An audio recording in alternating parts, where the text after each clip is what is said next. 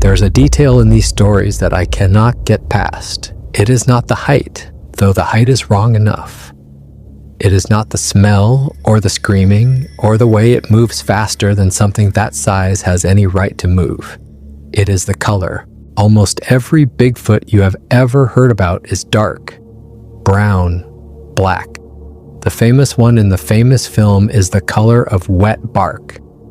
That is the picture in your head right now, and it is the picture in almost everyone's head because that is what gets reported over and over from the Pacific Northwest to the swamps of Florida. But scattered across the last 100 years in places that have nothing to do with each other, separated by 1,000 miles and 70 years of time, people keep describing something else, something that is the wrong color. They describe a creature the size of a Bigfoot, shaped like a Bigfoot, that walks upright like a Bigfoot. And it is white, snow white, pale as a thing that has never once seen the sun. In the hills of northern Alabama, they have been seeing it since before the Second World War. They gave it a name eventually because you have to call a thing something. In the coal country of northeastern Pennsylvania, they saw it on the local news in 2008, and most of them still will not say what they think it was. And in between those two places, in the coal towns and the mining ridges of Appalachia, the same pale shape keeps stepping out of the tree line and into someone's headlights. Two creatures, or one kind of creature in two places. Or something that is not a creature at all. That is the question, and I want to be honest with you up front, the way I always try to be on this channel. I do not know the answer, nobody does. But the longer you sit with these reports, the more a pattern starts to surface, and the pattern is not comforting. I'm Alex. We've covered the dark ones on this channel, the cousins overseas, the cases everyone argues about. But the white Bigfoots are different. The white ones do not fit, because here is the part that made me want to make this video. For most of that 100 years, the white thing watched. It kept its distance. It ran when it was seen by people, and people described it as curious, almost shy, a giant pale Bigfoot that wanted nothing to do with us. And then, somewhere in the last couple of decades, the reports changed. They got closer, they got bolder, the thing stopped running. And in some of the strangest accounts, the ones most people are too embarrassed to repeat, the white creature stopped showing up alone. It started showing up underneath lights in the sky. To understand why the recent sightings are scaring people the way they are, we have to go back to the beginning. We have to go back to a coon hunt in Alabama almost 90 years ago when some men and their dogs came home running.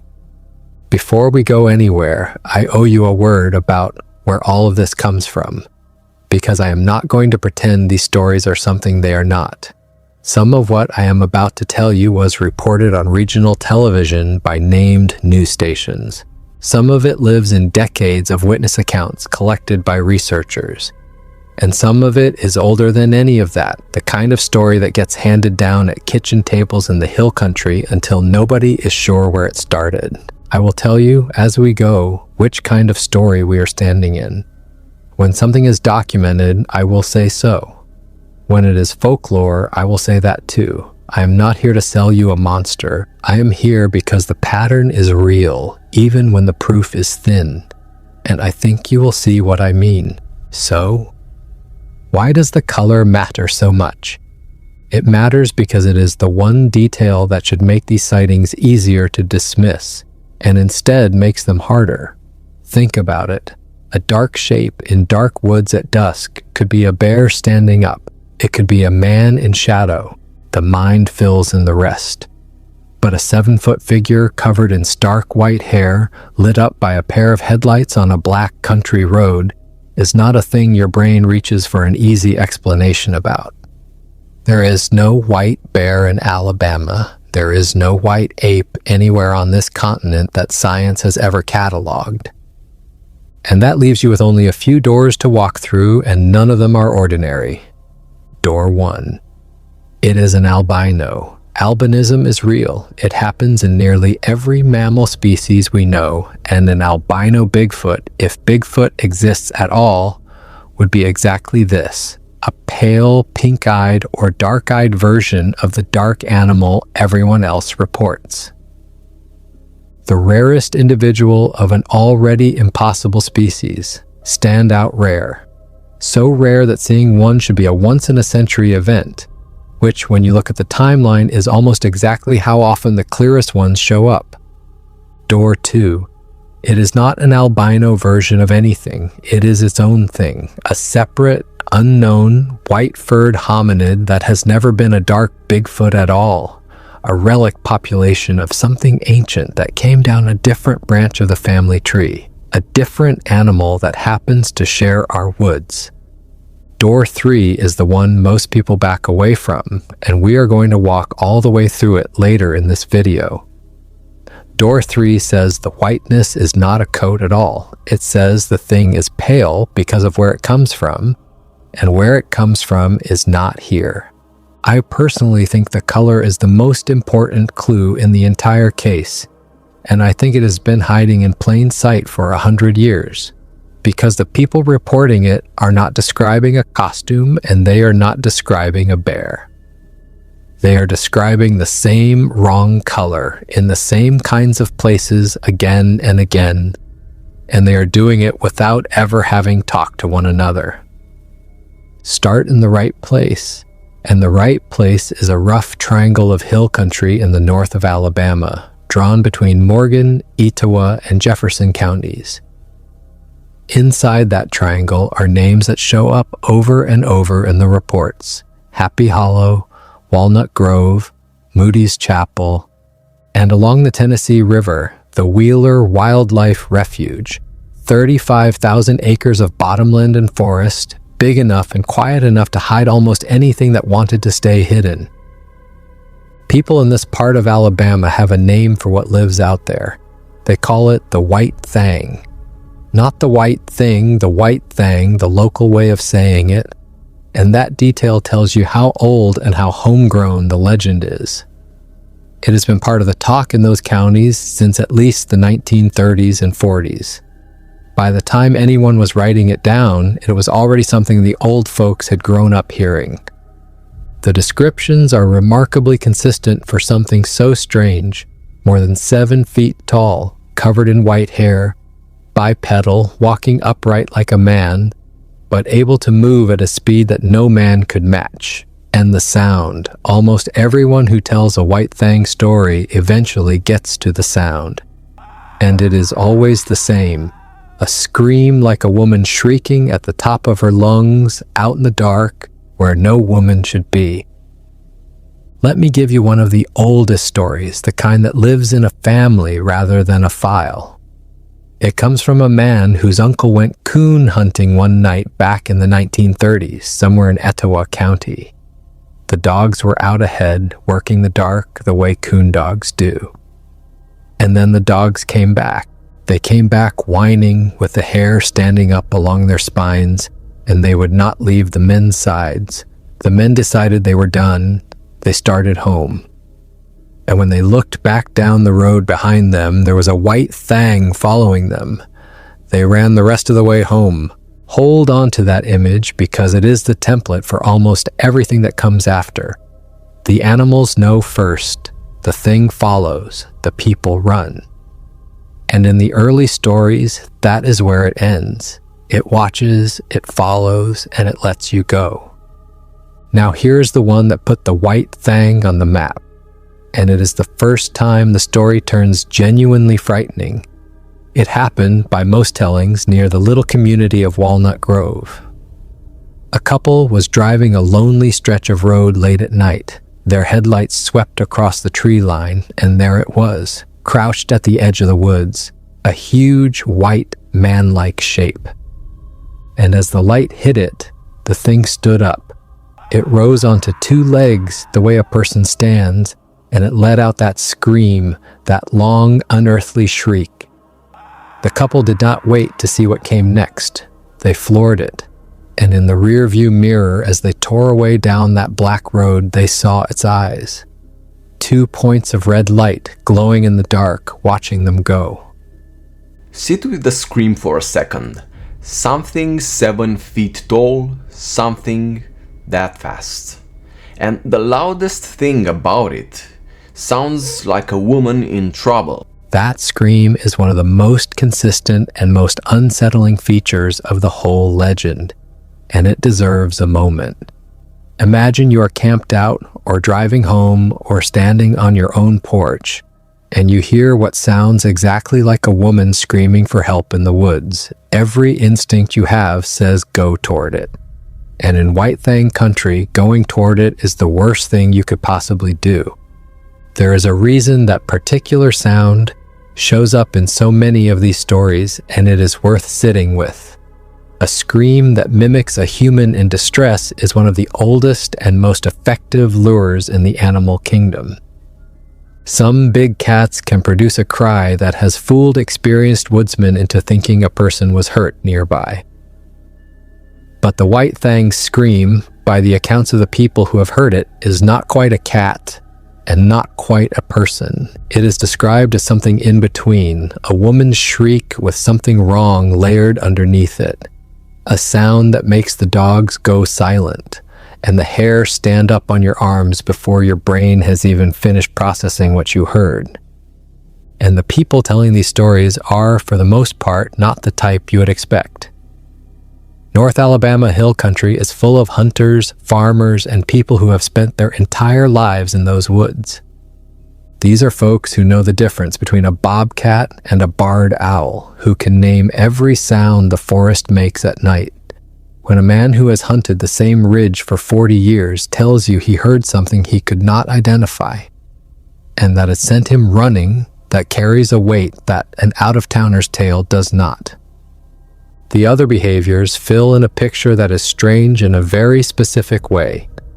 The White Fang is said to raid peach orchards, stripping fruit from the trees and leaving large footprints pressed into the soft soil underneath.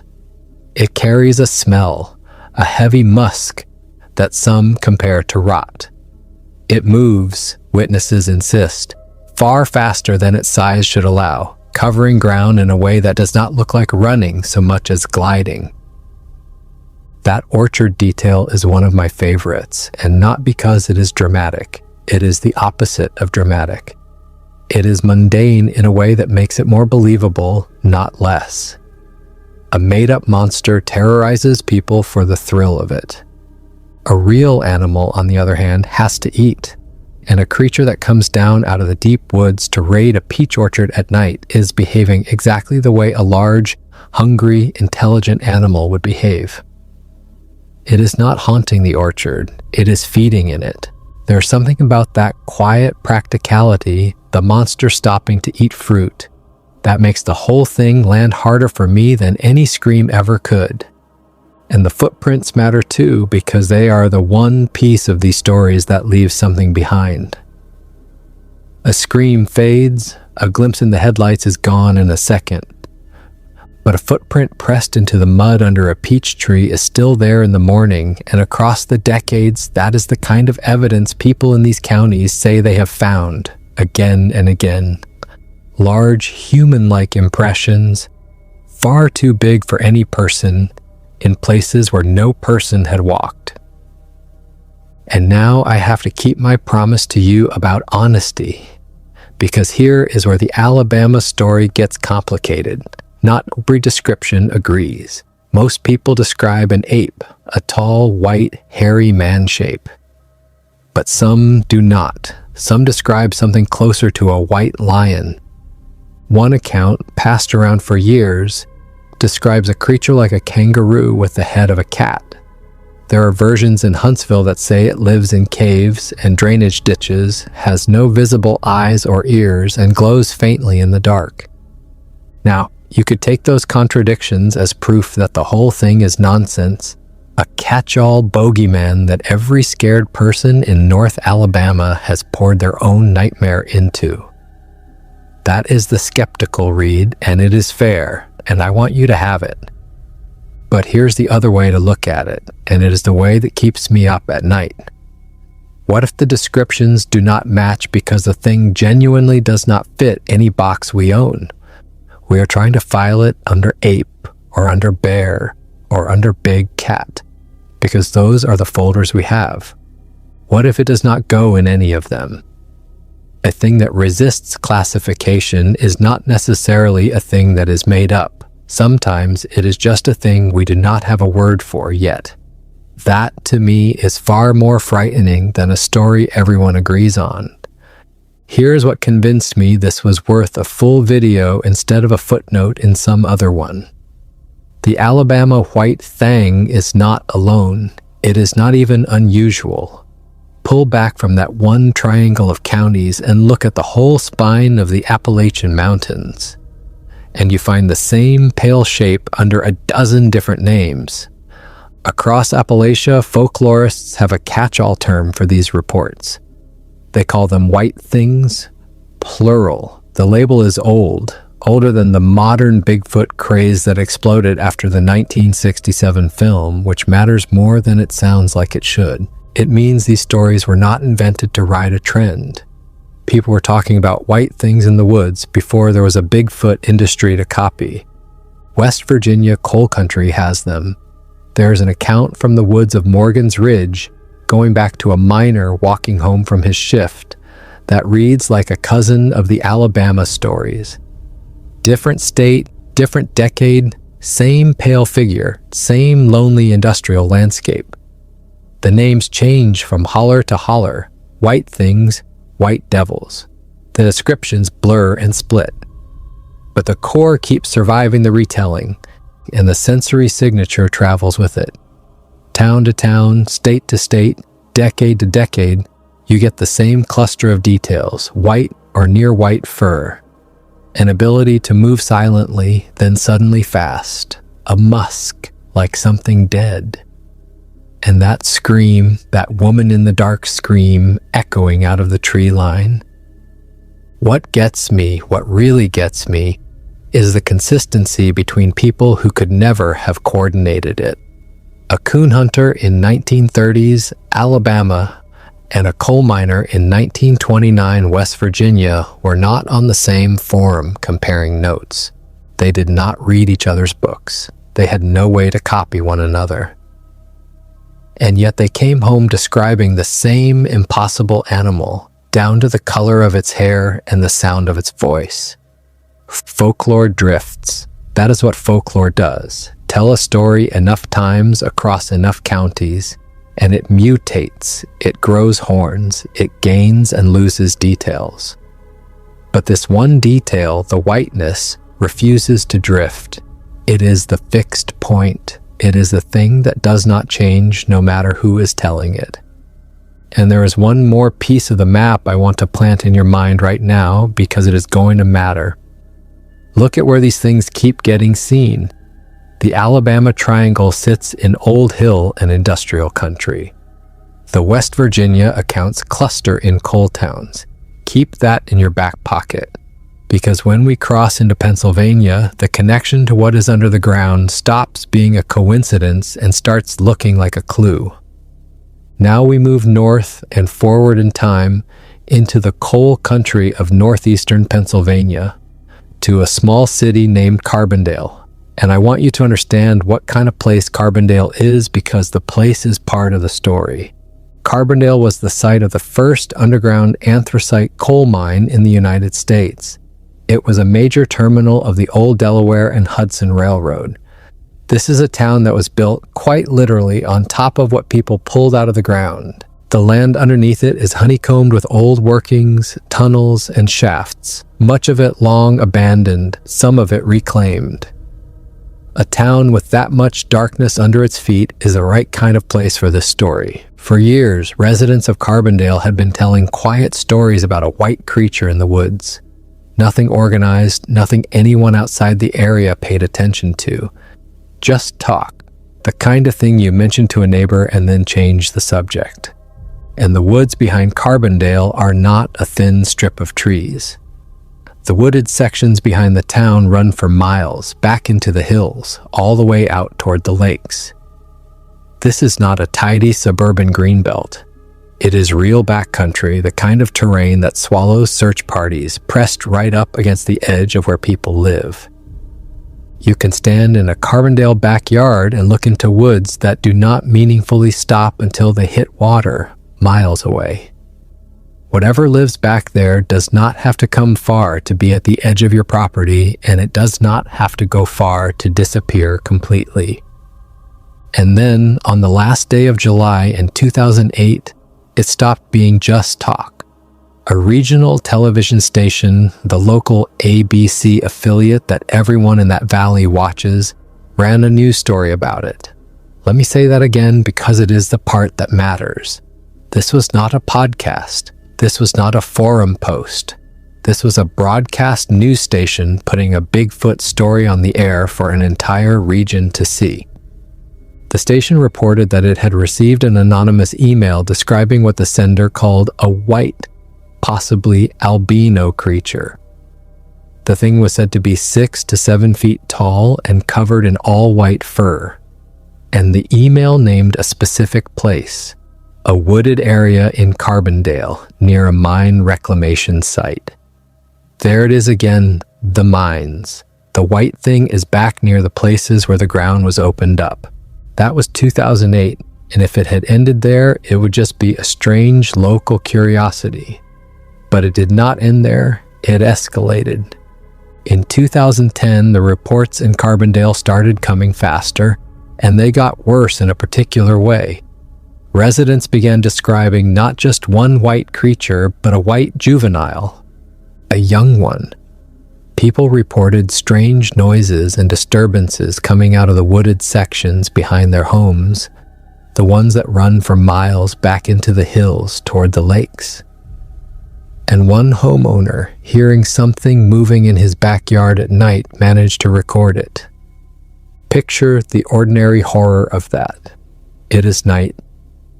You hear something heavy moving in the dark at the edge of your yard, past the reach of your porch light. You have heard the talk, the stories everyone in town half believes, and nobody wants to be the one to confirm. And instead of locking the door and pretending you heard nothing, you pick up a camera and you go toward the sound. Whatever that man saw was enough that he hit record. That instinct, the need to capture proof, even while every nerve in your body is telling you to get inside, is how almost every piece of this kind of evidence comes to exist. Now, I have to stop and be careful here because this is exactly the kind of moment where I could lie to you and you would never know. I cannot show you that recording and verify it for you frame by frame, and I am not going to describe details I cannot stand behind. What I can tell you is what the account itself claims and why people argue about it. The recording is said to show a large, white, upright figure that moves fast, with very high shoulders and long arms. And the detail people fixate on is the face, which is said to contort as the thing turns away, which they argue is something a rubber mask cannot do.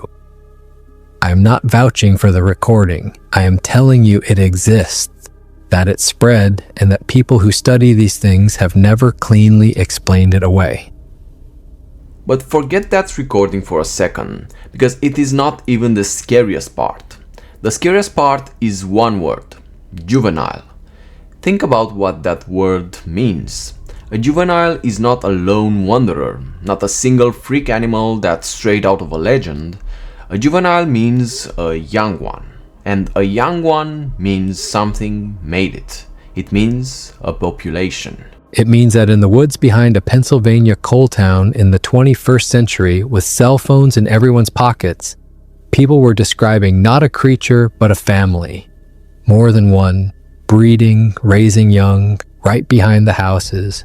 I personally think that is the moment the Pennsylvania story stops being quaint.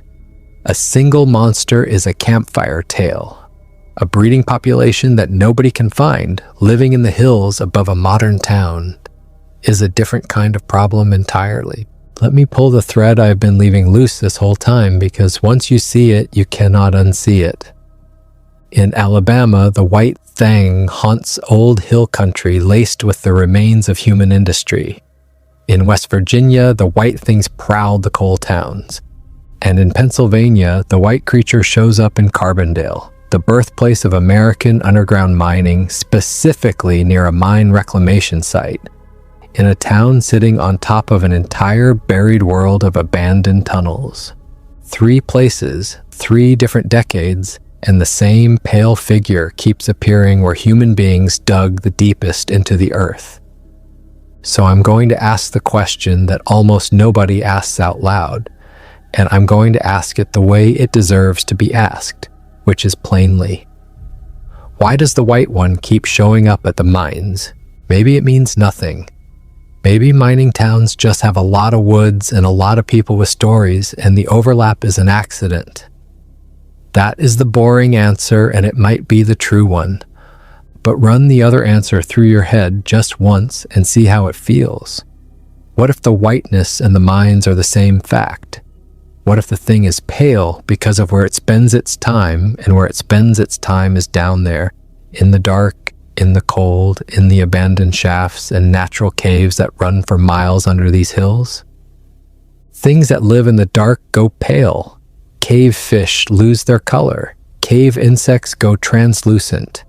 Living where no light reaches does that to a body over enough generations. So picture it. Picture something that lives most of its life underground in the flooded and forgotten guts of old mines, in cave systems we have never fully mapped. Picture it coming up at night through a reclamation site, through a collapsed shaft, into the woods behind someone's house.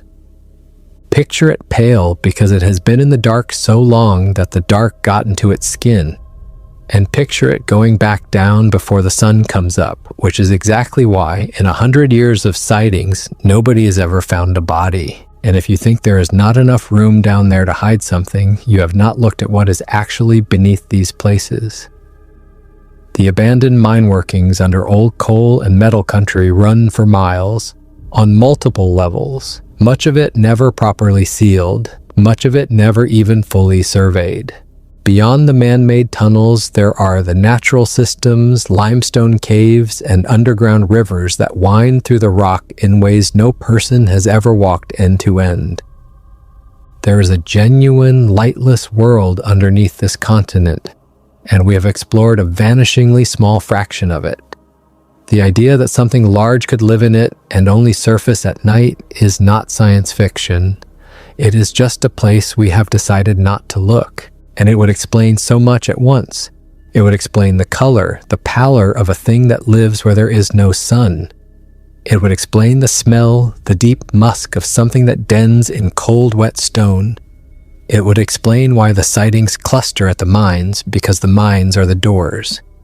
And it would explain the single most damning fact in this entire field, the one that skeptics rightly never stop bringing up. In 100 years, with all our cameras and all our hunters, why has no one ever produced a body? Maybe because the bodies were never up here. Maybe they go home to die down in the dark, where we will never think to look. I want to be clear, I am not telling you that is what is happening. I am telling you that it fits every piece of the pattern we have, and that no one has ever followed one of these things down to find out. Nobody has gone into the dark after it. And maybe there is a very old, very smart reason that nobody ever has. If this channel is the kind of thing you have been looking for, the kind that actually maps these patterns instead of just retelling the same 5 stories, do me a favor and subscribe and leave a comment. I genuinely want to know, does your part of the country have a pale one? A white shape? A screaming thing, a story your grandparents told you to keep you out of certain woods? Tell me below. I read them, and they have sent me down more than one rabbit hole that turned into a video. Now let us go back into the dark, because the strangest part of this whole story is still ahead of us. Here's where I lose some people. And that is fine, because the thread I am about to pull is the one that most channels covering these stories quietly leave out. Precisely because it makes the whole thing harder to package and harder to believe. I'm going to pull it anyway because it is in the reports, and leaving it out would be its own kind of lie.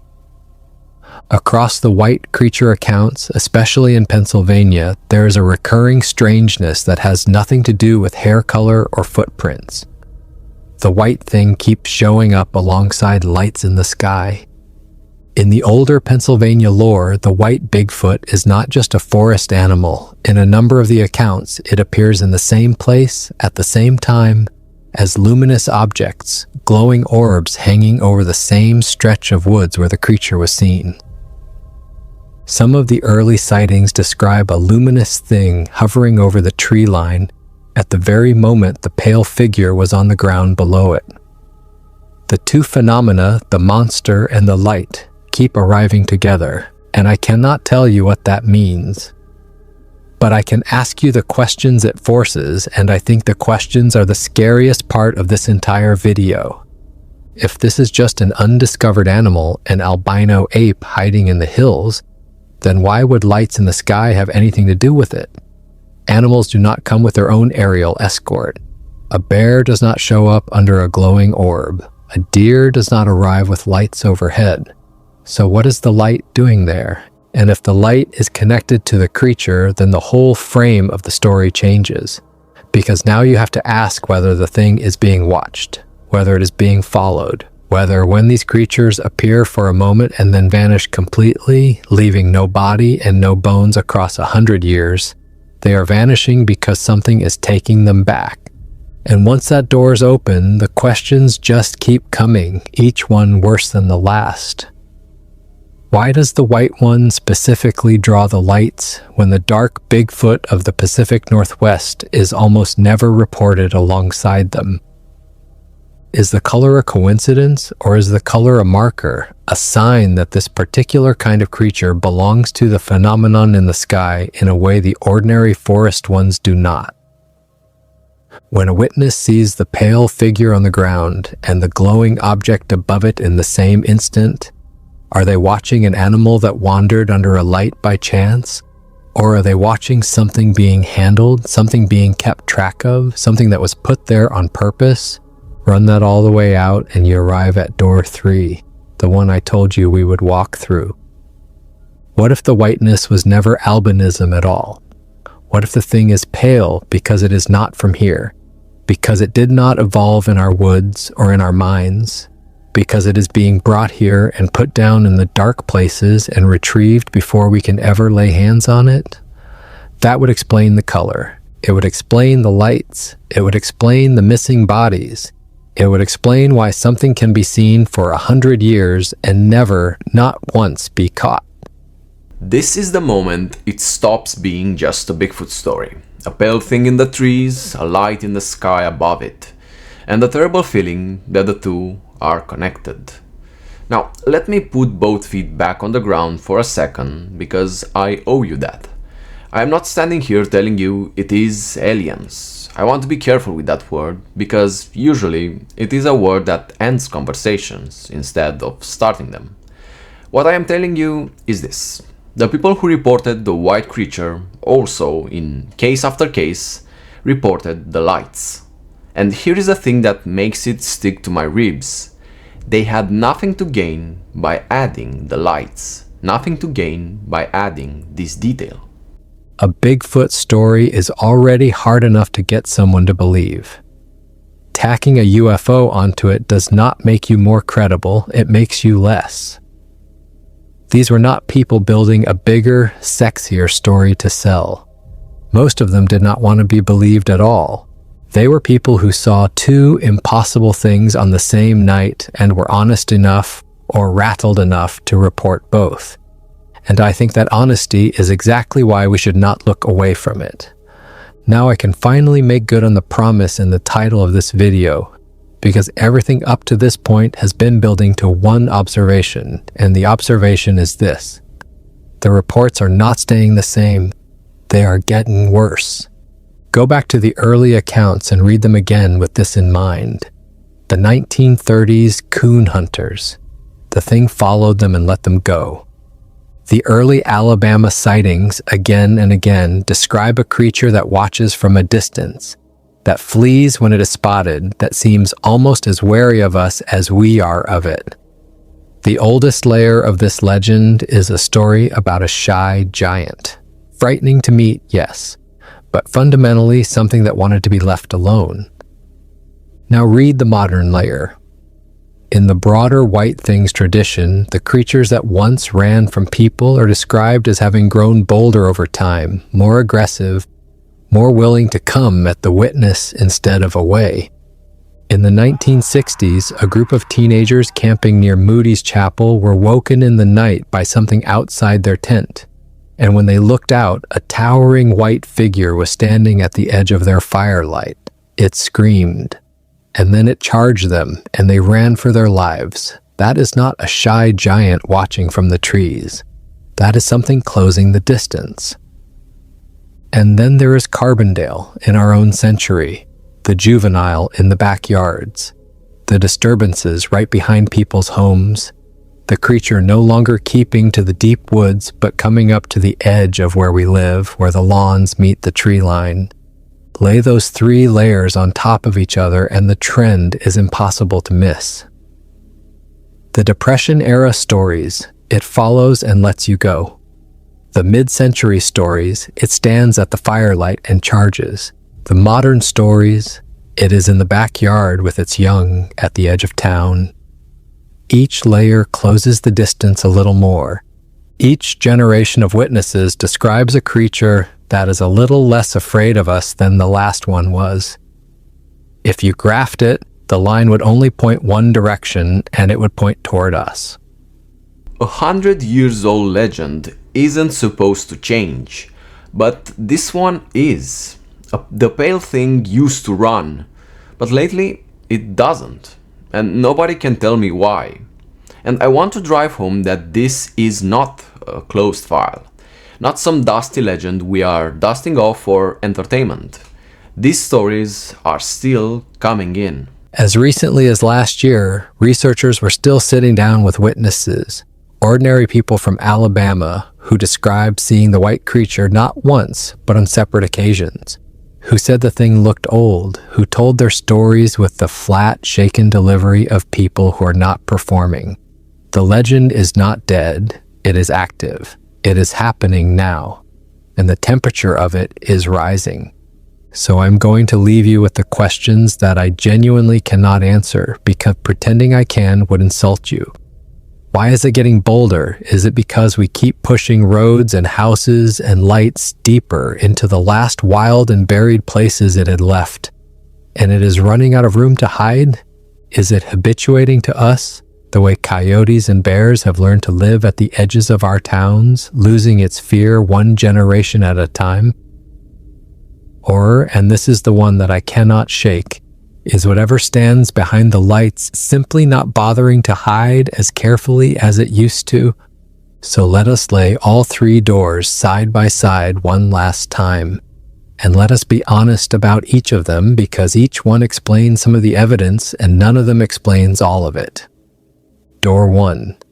The albino, a pale individual of the dark animal that thousands of people across the continent report. It is the most conservative answer, the one that asks you to believe in only one impossible thing instead of 2. It explains the color cleanly. It struggles to explain the lights, and it struggles to explain why the white ones cluster so tightly around the mines. Door 2.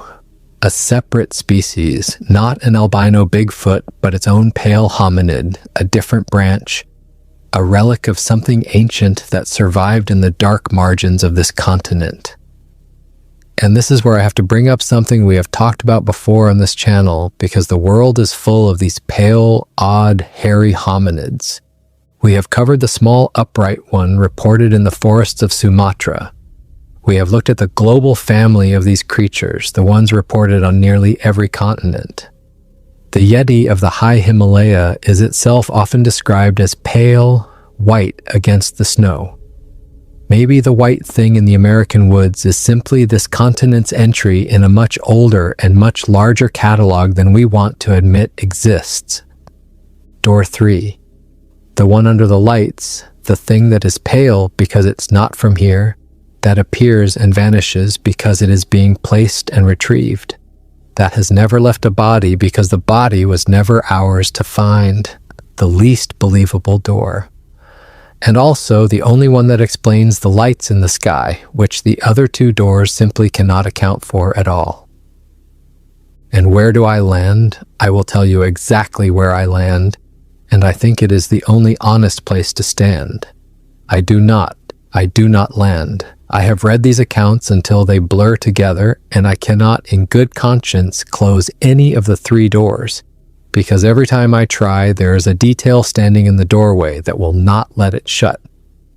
Anybody who tells you they have this one solved, who tells you with certainty that it is just an albino bear, or definitely an alien, or obviously a hoax, is selling you the one thing this case has never once produced. Certainty. So come back to where we started. Come back to the color. 100 years. That is how long people in this country have been stepping out of their cars, or off their porches, or out of their tents, and seeing the same impossible white shape standing where it should not be.